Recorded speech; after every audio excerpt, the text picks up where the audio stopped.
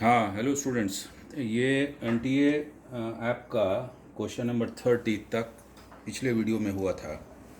अब इसके बाद उसके ऑनवर्ड्स क्वेश्चन नंबर 21 चलेगा। 29 से चलेंगे हम लोग।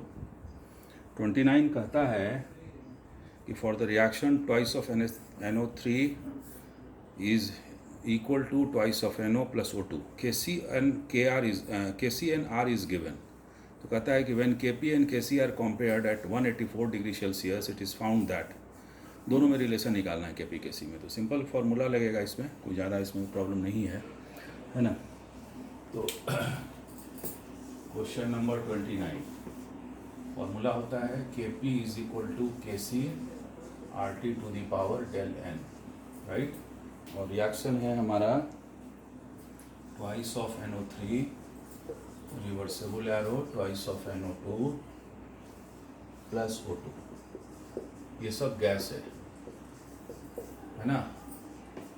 तो देखो KP का वैल्यू निकाल लेते हैं।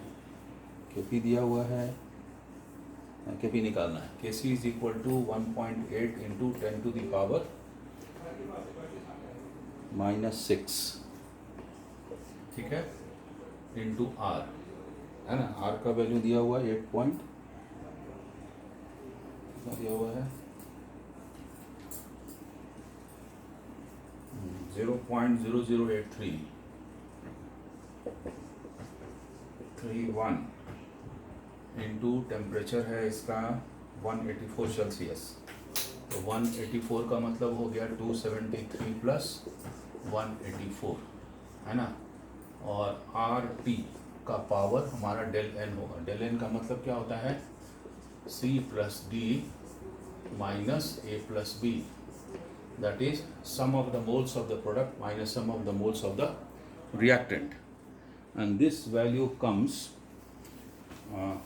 equal to how much, you see, 2 और 1 3 हुआ और इधर 2 हो गया, कितना हो गया 1। इसका पावर 1 होगा। इसको सॉल्व करोगे तो वैल्यू आएगा 6835.806 इंटू 10 टू द पावर -9।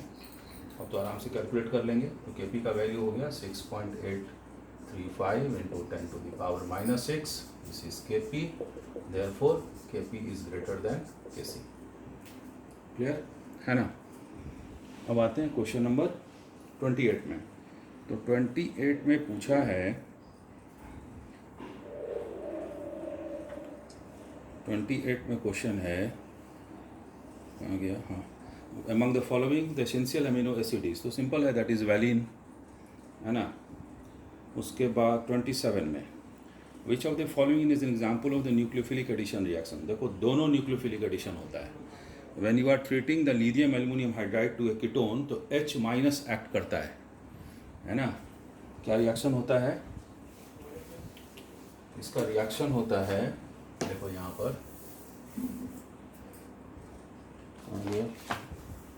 मान लो ये हमारा कोई भी एल्डिहाइड या कीटोन अगर हम लेते हैं, मान लो एल्डिहाइड ले लिए या फिर कीटोन ले लिए, तो ये भी 2 डिग्री अल्कोहल देगा, ये 1 डिग्री अल्कोहल देगा। तो इसमें H- एक्ट करता है, तो ये न्यूक्लियोफिलिक अटैक है।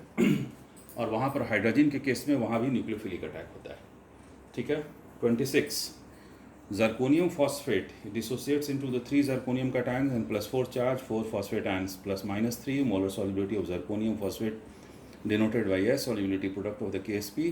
which of the following relationship between S and KSP is correct। देखो वो सिंपल है, कुछ ज़्यादा इसमें ये नहीं है।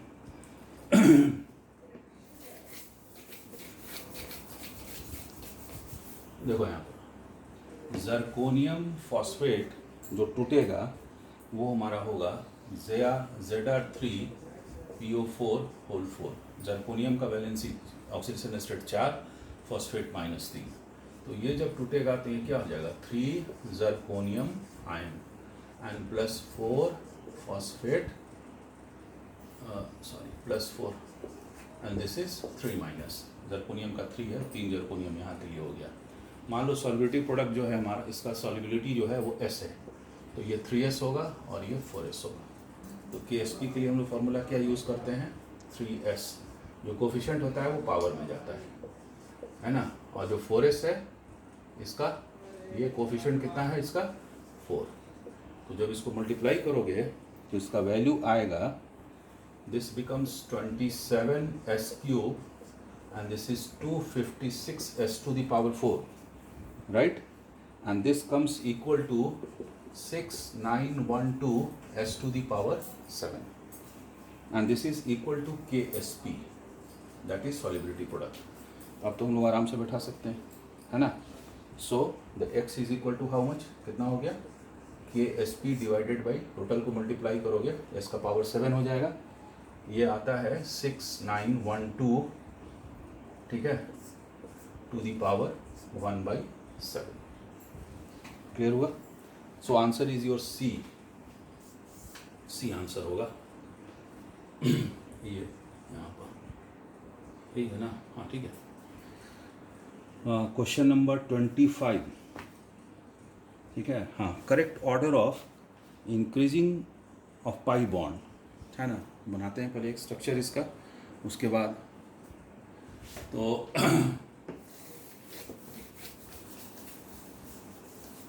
देखो पहला एसिड है, उसका नाम है H2S2O6, ठीक है, पर इसका स्ट्रक्चर बना लेंगे। उसके बाद का एसिड है वो हमारा H2SO3, और इसके बाद का एसिड है वो है H2S2O5। तो सिंपल इसका स्ट्रक्चर बना लेना है ना, bond line structure.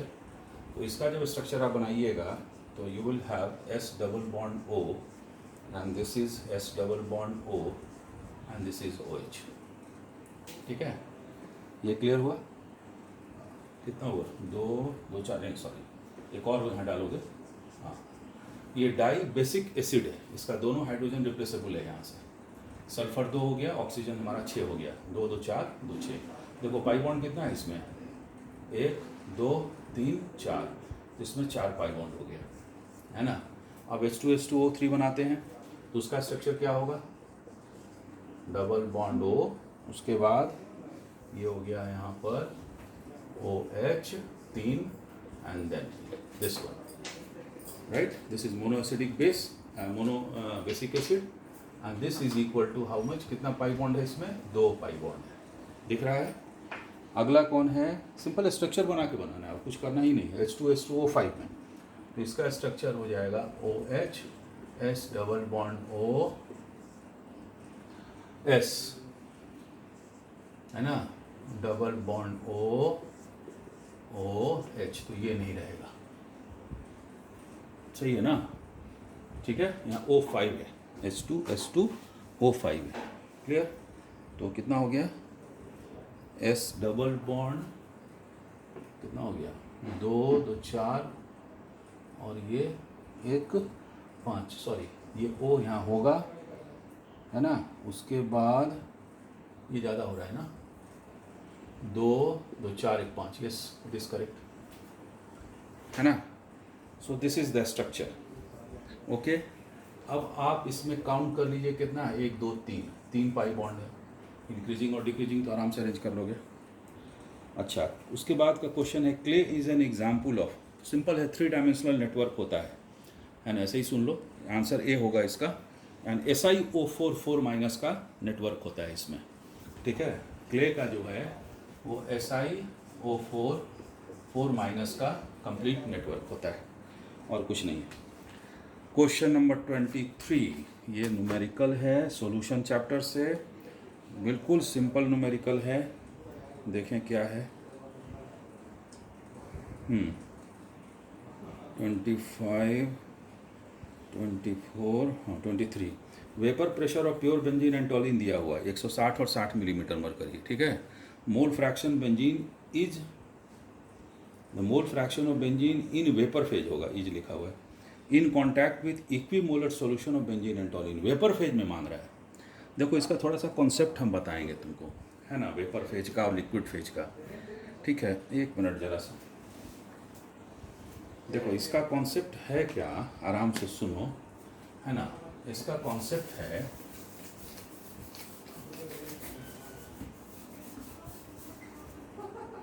Very simple concept, अगर 2 वोलाटाइल लिक्विड को हम मिलाते हैं आपस में मान लो कि ये लिक्विड ए है और ये लिक्विड बी है, ठीक है, दोनों को मिलाते हैं, तो दोनों को एक बड़ा बर्तन में हम ले लेते हैं।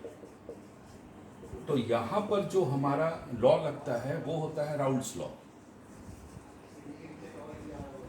ठीक है ना। Vapour pressure inside the solution, उसका फॉर्मूला तो आपको पता ही है कि पी सॉल्यूशन बराबर या पी टोटल बराबर पी नॉट ए इंटू काई ए और plus P not be into काई बी। ये काई ए और काई बी सोल्यूशन का मोल फ्रैक्शन है। यहाँ पर बात समझ में आ रही है ना, वहाँ पर है ये, क्लियर है ना। लेकिन ये मांग रहा है वेपर फेज यहाँ पर, तो ये गैसियस फेज का मांग रहा है। तो गैसियस फेज में कौन फॉर्मूला लगाओगे, वहाँ लगाओगे Dalton's law of partial pressure. Dalton's law of partial pressure तो पता ही है क्या होता है। जैसे एक कंटेनर में मान लो कि बहुत सा गैस रख दिए, हम ए बी सी रख दिए, तो जो टोटल प्रेशर होगा वो इसका प्रेशर, इसका प्रेशर और इसका प्रेशर का एवरेज सम होता है। That is partial pressure of A B and C is equal to total pressure, है ना। तो ये जो पार्शियल प्रेशर है वो कितने के बराबर होता है, पी ए बराबर पी टोटल इंटू काई ए। गैस फेज में काई है, वही मांग रहा है गैस फेज में यहाँ पर।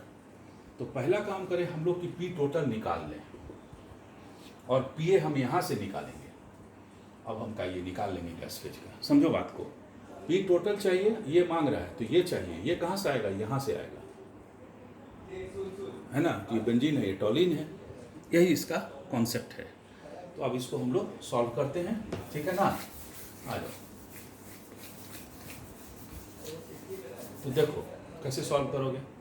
सब कुछ तो दिया ही हुआ है। बेंजीन का हम ये लिख रहे हैं C6H6 का पी नॉट का वैल्यू दिया हुआ है 160 मिलीमीटर ऑफ मर्क्यूरी, ठीक है।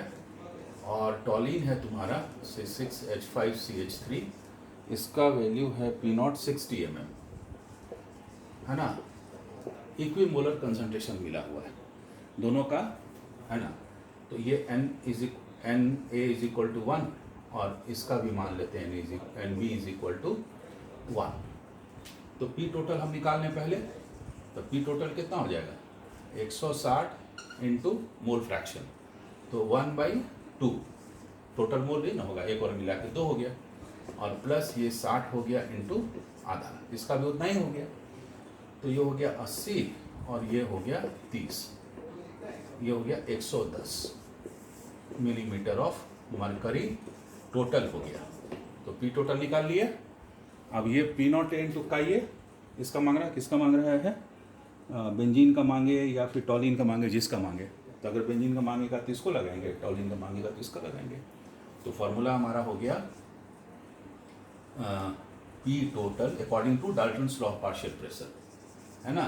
Dalton's law of partial pressure, P total बराबर क्या होगा, पी ए मतलब P benzene into chi benzene. Vapour phase का रिएक्शन इक्वेशन है ये। तो वेपर फेज में ये हो गया पी टोटल 110 और पी ए हो गया इसका 80 इंटू काई ए। अब आंसर मिला लेना, ठीक है। मेरे ख्याल से हम जब इसको सॉल्व किए हैं तो आंसर आया है 0.73, मतलब डी है आंसर, ठीक है, ऑप्शन डी। इसके बाद क्वेश्चन नंबर 19। तो 19 में क्वेश्चन क्या है, लेट अस सी, है ना। एक मिनट देखते हैं ज़रा सा।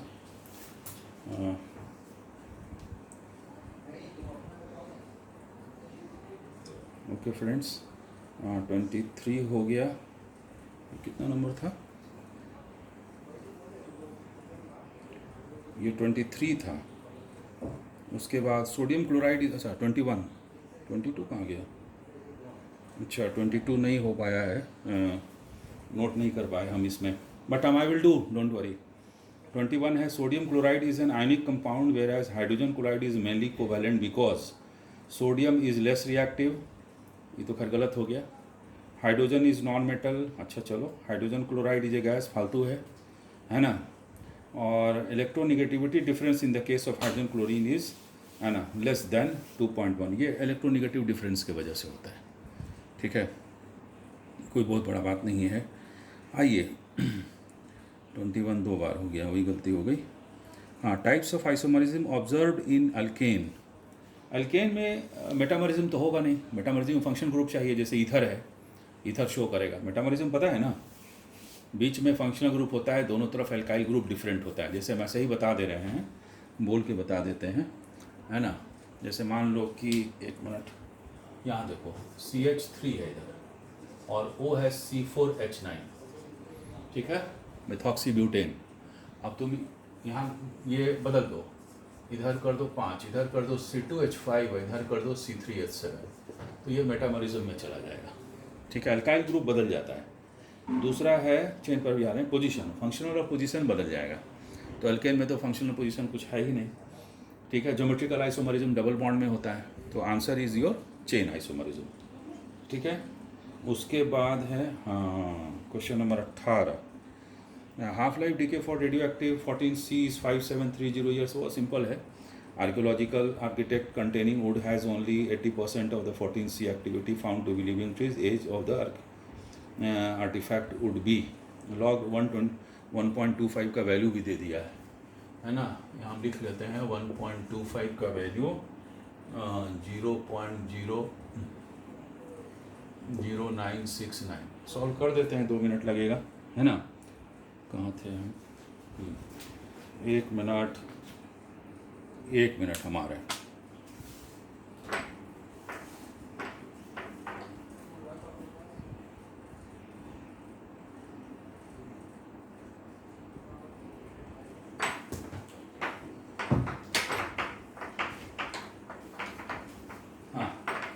सो what we are getting is that, है ना, इसको सॉल्व किया जाए।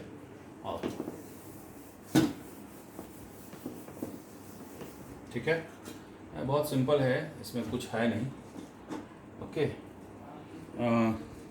देखो काइनेटिक्स का इक्वेशन है तो सिंपल है, हमारा फॉर्मूला फर्स्ट ऑर्डर का इक्वेशन होगा, क्योंकि रेडियो एक्टिव एलिमेंट जितना भी होता है उसका फर्स्ट ऑर्डर का डिसइंटीग्रेशन होता है, फॉलो करता है।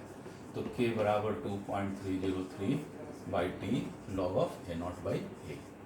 पिछले भी इसमें इस टाइप का क्वेश्चन किए थे, N0 और N वाला था, खाली वैल्यू बैठा दो और क्या।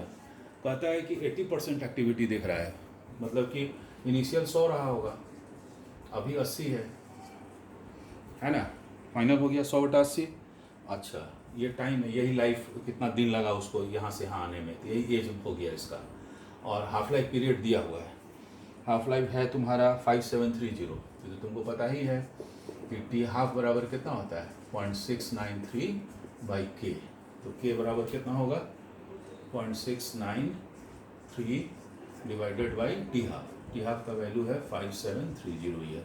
इसको हम सॉल्व किए हैं तो आंसर आ रहा है 1859.6, मतलब कि 1859.6 मेरा आ रहा है, कैलकुलेट करके देख लेना। This is very near to answer option A, ठीक है। क्वेश्चन नंबर 17, 1 मिनट रुक जाओ, 17 में क्या करना है सो सुनो। हाँ क्या हो गया,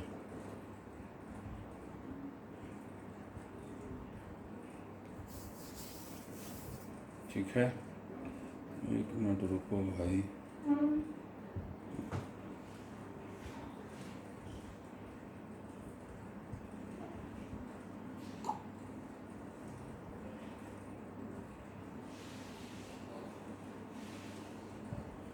Your question is gone now. Yes, question number 17 is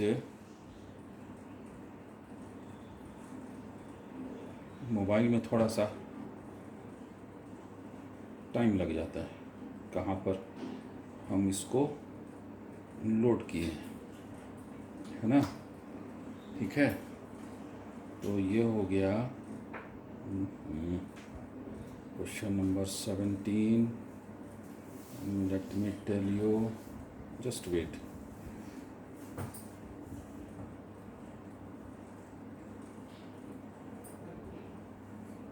पच्चीस 23 मेटामरिज्म, हाँ ये है, I think the question is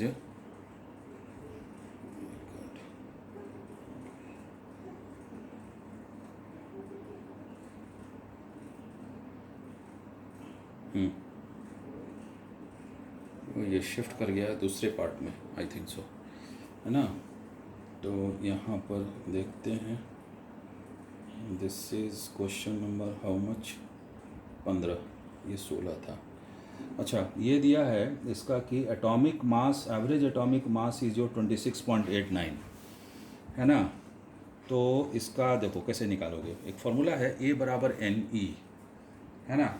तो A बराबर NE तो कैसे निकालोगे। अब इस क्वेश्चन में थोड़ा सा घूमना है तुमको, ठीक है। और इसका हम पहले वैलेंसी निकाल लेते हैं, ठीक है। और इक्विवेलेंट वेट भी तुम्हारा दिया हुआ है 8.9। तो फॉर्मूला हो गया A is equal to NE। A का वैल्यू कितना दिया हुआ है 26 point average atomic mass, N का वैल्यू हो गया, निकालना पड़ेगा, and this is equivalent weight है तुम्हारा 8.9। तो यहाँ से इक्विवेलेंट वेट निकाल लो। इसको कैलकुलेट करने पर ये वैल्यू जो आया है वो है हमारा 3.02।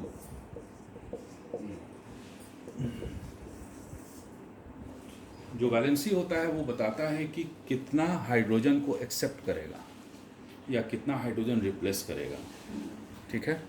और इक्विवेलेंट वेट का डेफिनेशन क्या होता है, सो पहले इसको समझ लेते हैं,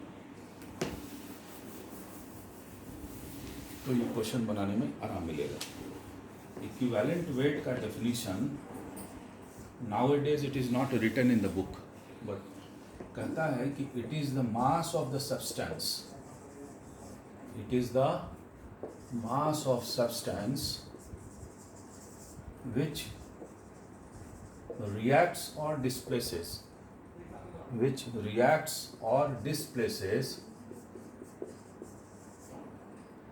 1.008 ग्राम हाइड्रोजन,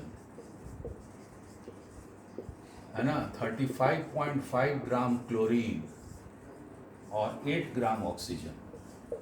ये बहुत फंडामेंटल इसका डेफिनेशन है इक्विवेलेंट वेट का। जैसे देखो एग्जांपल बता देते हैं कैसे निकालोगे। जैसे मान लो मैग्नीशियम का निकालना है, तो रिएक्शन लिखते हैं magnesium plus O2 MgO, balance करोगे तो इतना हो जाएगा। तो देखो 32 ग्राम ऑक्सीजन के लिए कितना चाहिए, 48 ग्राम मैग्नीशियम, तो 8 ग्राम के लिए कितना चाहिए, 48/32 × 8 that is 4, and this is equal to 12। Equivalent weight 12 निकला। अगर हाइड्रोजन से कंबाइन करके चेक करेंगे तो magnesium plus H2 gives MgH2, this is this. देखो 2 ग्राम के लिए कितना चाहिए, 24 ग्राम, तो 1.008 that is almost 1 gram, so it is how much, 12। In all cases, even in the case of chlorine, you will get the equivalent weight 12 grams, right. तो अभी क्या करना है, इसको मिटा रहे हैं। तो इक्विवेलेंट इसका N का वैल्यू आया 3.02, है ना। तो देखो 3.02 ग्राम हाइड्रोजन कंबाइन करेगा मान लो m ग्राम एलिमेंट से, वही उसका वैलेंसी होगा ना। जितना हाइड्रोजन कंबाइन करेगा या डिस्प्लेस करेगा that is it's valency, that is value of N। Now equivalent weight निकालने के लिए कितना हो जाएगा, है ना, वो कितना हुआ 1.008। तो इसका वैल्यू कितना हो गया, m डिवाइडेड बाई 3.008 3.02, ये हो गया हमारा इक्विवेलेंट वेट। और वो कितना हम निकाले हैं, उसका वैल्यू आया है, इक्विवेलेंट वेट दिया हुआ है क्वेश्चन में 8.9। तो इसको जब सॉल्व करोगे m का वैल्यू तो 26.66 के आसपास आ रहा है। तो option is D answer. Clear हुआ, है ना। इसका आंसर डी होगा। अब आते हैं क्वेश्चन नंबर 16 में, है ना। तो 16 में क्या है, सो देखा जाए, है ना। 16 में क्या है, हाँ निकल गया। What is the standard reduction potential E0 for Fe3 + 2Fe। इसको डेल्टा जी के क्वेश्चन से बनाओ, बन जाएगा तुरंत, है ना। तो डेटा दिया हुआ है किसका किसका, सो देखो E0 का वैल्यू कैलकुलेट करना है। E0 का वैल्यू Fe3 + 2Fe ये निकालना है, ठीक है। और क्या क्या दिया हुआ है, एक मिनट रुक जाओ।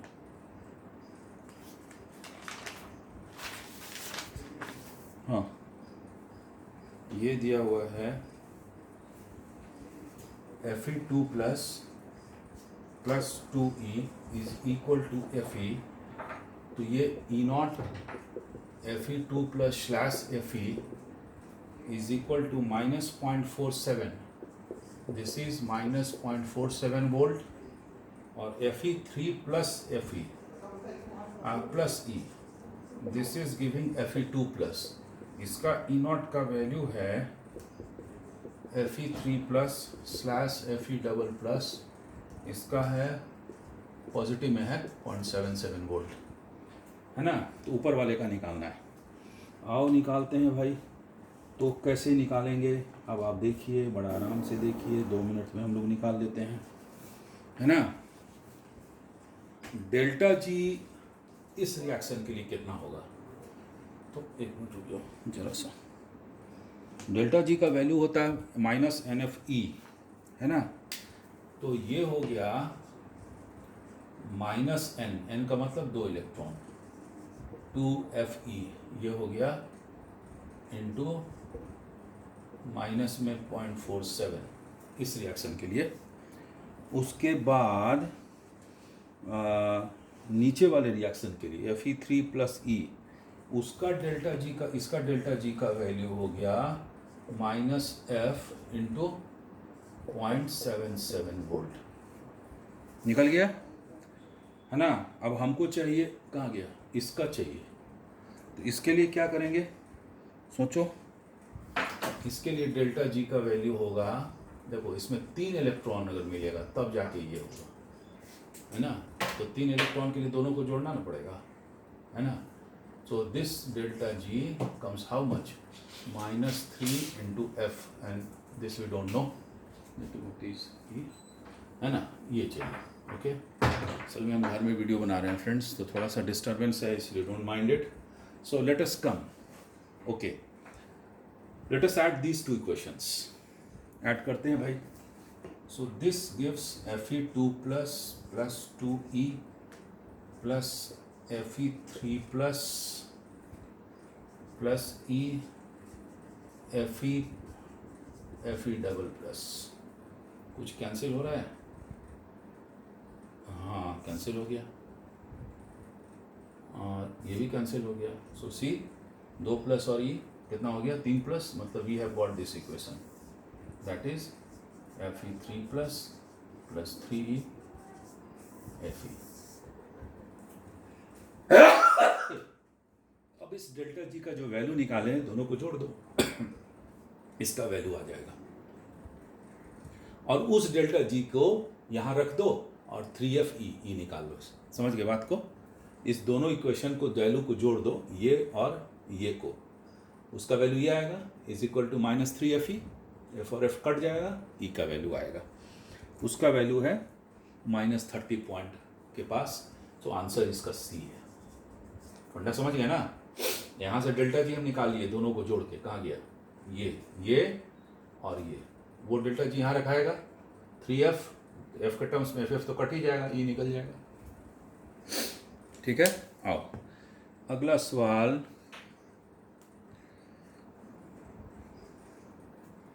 ये है 16 के बाद 15। Alcoholic fermentation is brought about by the action of, तुम तो बायो के स्टूडेंट हो भाई, you know much better than me, that is east. Question number 14। ये जब इसका हम ले रहे थे तो थोड़ा सा गड़बड़ा गया था, ये क्लियर नहीं था, but I can answer, we can answer. तो ए का तो एसीटोन होगा, मतलब R होगा, कॉलम मैच करना है, और बी जो है वो हमारा कौन सा है ना, कैप्रोइक एसिड। तो कैप्रोइक एसिड हेक्सानोइक एसिड होता है और कुछ नहीं होता है। तो सी हो गया कैप्रोइक एसिड और बी हो गया हमारा वैलेरिक एसिड।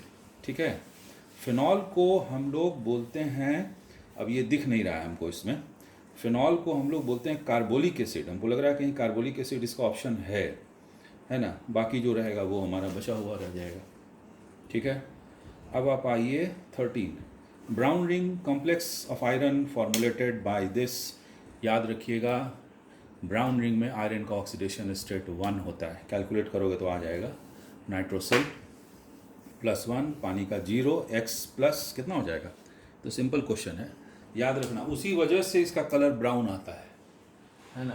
x प्लस पानी का 0 है, ये +1 और टोटल चार्ज कितना हो गया +2, तो x बराबर 1। ये वाटर का हो गया, NO पर +1 होता है ना, ठीक है। तो आयरन का +1 स्टेट होता है उसमें। इसके बाद है question number 9, that is for the reaction N2 + thrice H2,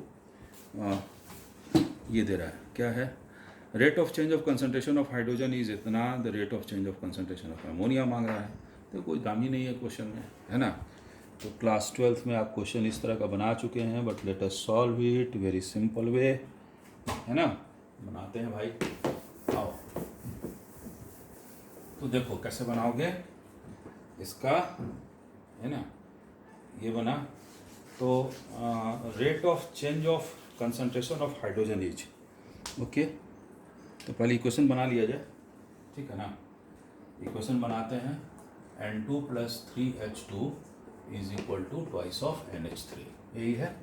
एक मिनट जरा सा, यही है ना। तो अब इस इक्वेशन में इसका पहले रेट लिखा जाए इक्वेशन।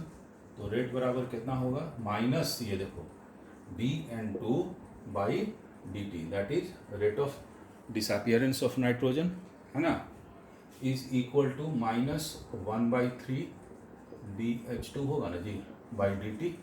और ये बढ़ रहा है ना, प्रोडक्ट में प्लस लग जाता है, जो कोफिशिएंट होता है वो नीचे जाएगा, dNH3/dt। मान क्या रहा है, rate of change of concentration of ammonia, ये पूछ रहा है। और डेटा किसका दिया हुआ है, हाइड्रोजन का। इसका क्या है, rate of change of concentration, मतलब ये वैल्यू दिया हुआ है ना, वो है 0.3 × 10⁻⁻⁴, 0.3 × 10⁻⁻⁴, ये हो गया 1/3। नेगेटिव साइन की डिसअपियरेंस के लिए होता है। सो दिस गिव्स यू 0.1, तो 0.1 × 10⁻⁻⁴ कितना हो गया 10⁻⁻⁵, okay. And the rate is equal to इतना तुम्हारा निकल गया। अब रेट को इससे इक्वेट कर दो, तो इसको 2 से मल्टीप्लाई करोगे तो इसका अपीयरेंस का वैल्यू आ जाएगा, मतलब इससे। तो आंसर क्या हो गया, रेट का वैल्यू ये हुआ ना 10⁻⁻⁵, तो रेट ऑफ अपीयरेंस कितना हो जाएगा 2 × 10⁻⁻⁵ इज इक्वल टू ये पूरा 2 को इससे मल्टीप्लाई किए ना, और ये इतना आया ना, तो हो गया, ये आंसर हो गया rate of appearance of ammonia.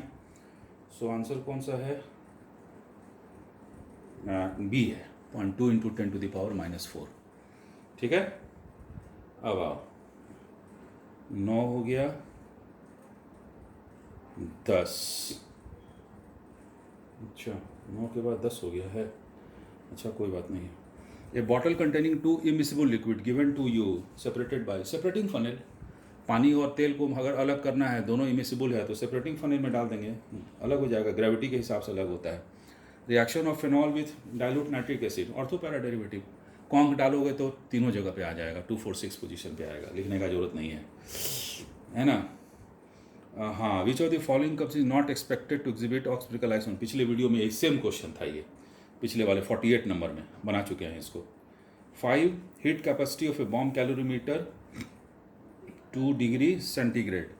I think I have solved it, time कम लगेगा, 1 मिनट देख लेते हैं सॉल्व किया है कि नहीं।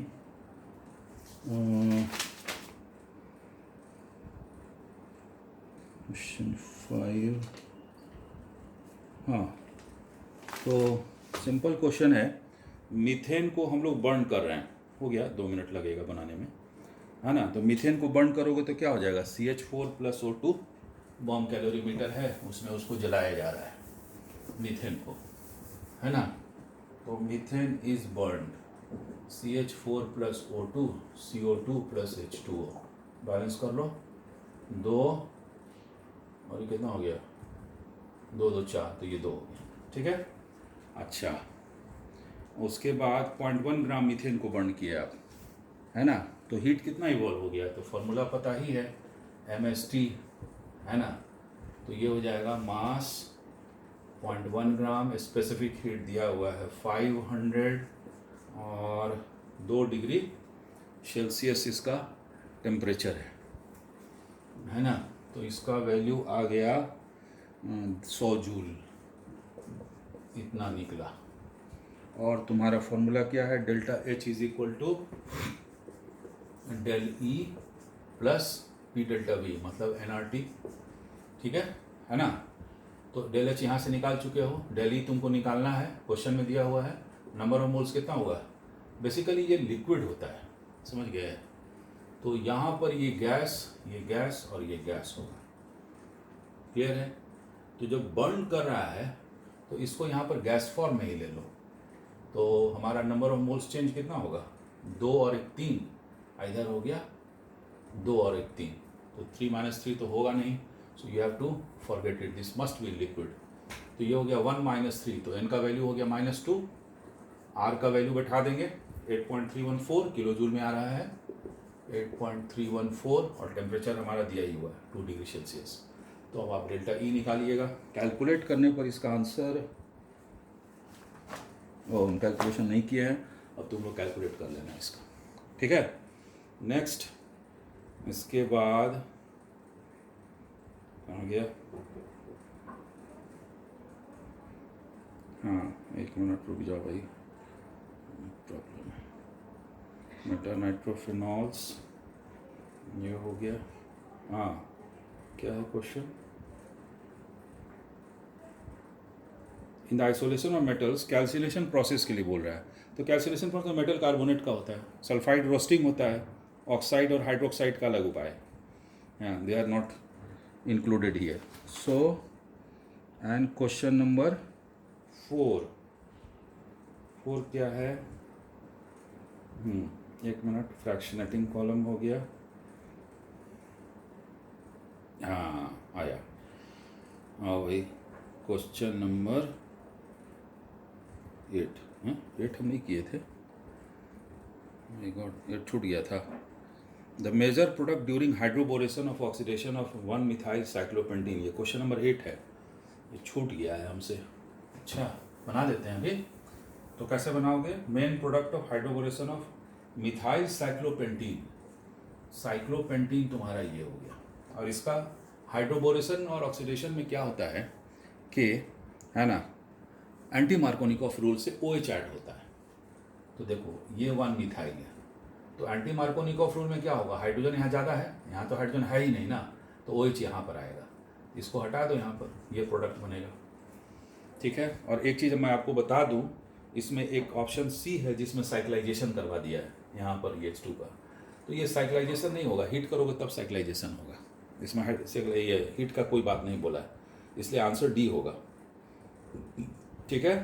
आइए इसके बाद का क्वेश्चन है, ये हो गया, और क्वेश्चन कौन सा है, कौन छूटा है कोई, ये कौन है भाई,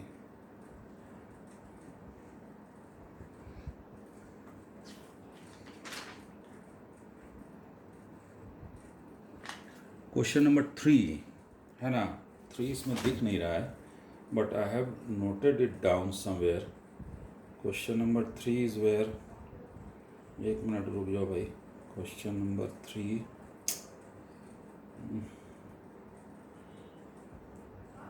क्वेश्चन नंबर 3,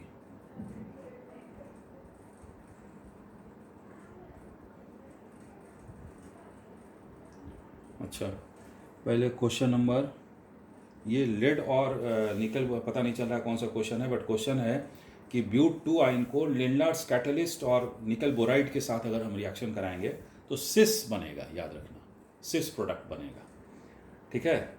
उसके बाद हाँ ये क्वेश्चन नंबर दिख नहीं रहा है हमको, vapour pressure of water at 20 degree Celsius is 17.5 millimetre mercury दिया हुआ, 18 ग्राम ग्लूकोज को ऐड किए तो 178.2 ग्राम वाटर में, तो vapour pressure of resulting solution मांग रहा है, ठीक है ना। तो इसको हम लोग कैसे निकालेंगे, तो ये तो सिंपल है, सॉल्यूशन चैप्टर का पढ़े हो, ग्लूकोज नॉन वोलेटाइल सॉल्यूट की कैटेगरी में आता है, तो P not minus P S by P not वाला फॉर्मूला लगा देंगे, is equal to chi solute. Simple calculation करना है। तो P not minus P S, ये हो गया हमारा काई सॉल्यूट, है ना।